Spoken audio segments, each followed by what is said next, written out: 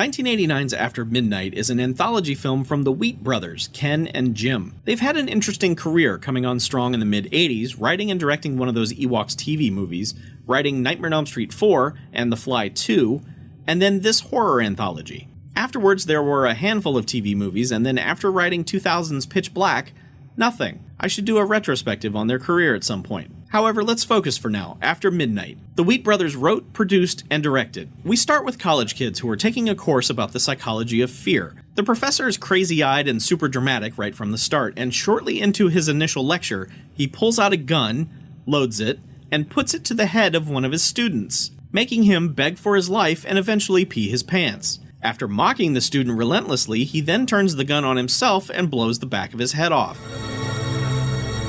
I am.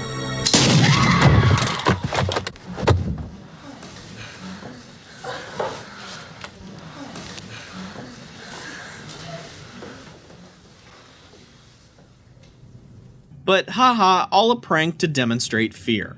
I immediately hate the premise of this movie. If I'd been in this class, not even the kid who got run off, but just someone sitting in this classroom, I'd sue this school and this doofus for every cent they had, and will ever have. Fuck you. The kid who got run off at the very least goes to the dean and informs him of what went on. So when the next class convenes, the college is all, knock it off, you sweater-wearing lawsuit, and the teacher is all, well, some pussies don't like my teaching method, so here's a bunch of books you have to read, and that's that, meh. But then he mentions there's nothing stopping him from inviting all the kids over to his house to scare them there. And so that's what he does. And everyone fucking goes.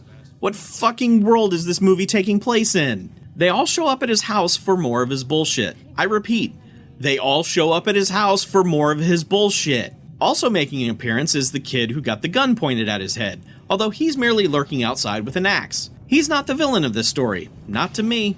Anyway, all that was merely set up for the dramatic dipshit to tell the group a spooky story to illustrate fear. And so we finally get our first story, which features a married couple driving home from a celebratory dinner who get two flat tires, caused by someone purposely spilling spikes all over the road. Remember this detail for later. Luckily, the car is disabled right next to a spooky house, so they approach it to ask for help. And I'm immediately confused as to why Professor Hardcore is telling these kids such a simple story with a goofy-ass soundtrack. Somebody's home.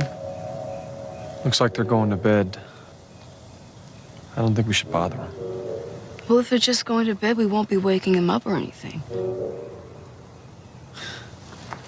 The husband is all, come on, let's just go, and she's all, hell no, bro, we're breaking into this house. And these people being a married couple doesn't make any sense. They act like they barely know each other. He's a timid mouse, and she's a complete psycho. So some spooky things keep happening, and eventually it's revealed that this is all a big setup for a surprise birthday party for my man Mark McClure. But he's already terrified to the point of brandishing a sword, and when his wife turns around to reveal herself as the horrible person ruining his life, he cuts off her head. It's fucking stupid.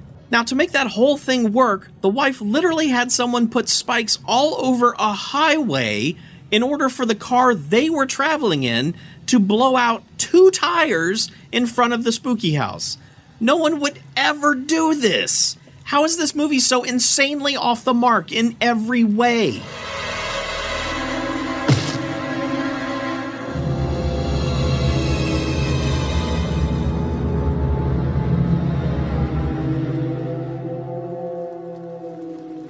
We return to the professor's house where he's all super proud of his lame as hell story, and all the students are, oh my god, you're the best spooky man of all time, this is the best thing ever.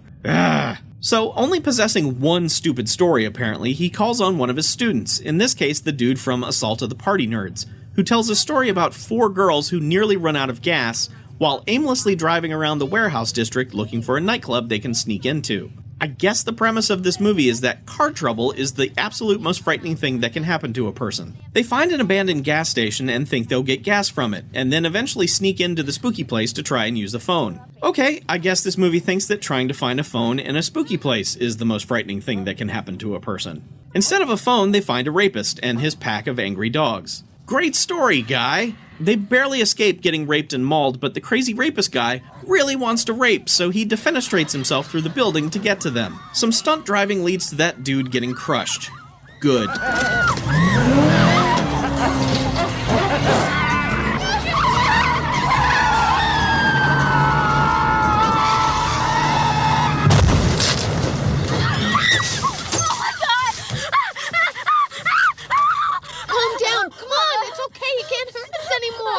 but then his dogs arrive to menace them more, which means I get to watch a bunch of dogs get killed. Thanks a bunch, movie. You're really great. At least the resolution just has the surviving girls blow up the building the dogs are in, instead of murdering them one by one, so yay, I guess? Back to the house now, and it's Bobby Hill's turn to tell the story. She tells the story of Marg Helgenberger, who works as an overnight answering service operator, who is being stalked by a demented fan of one of her clients. He's also her real-life husband.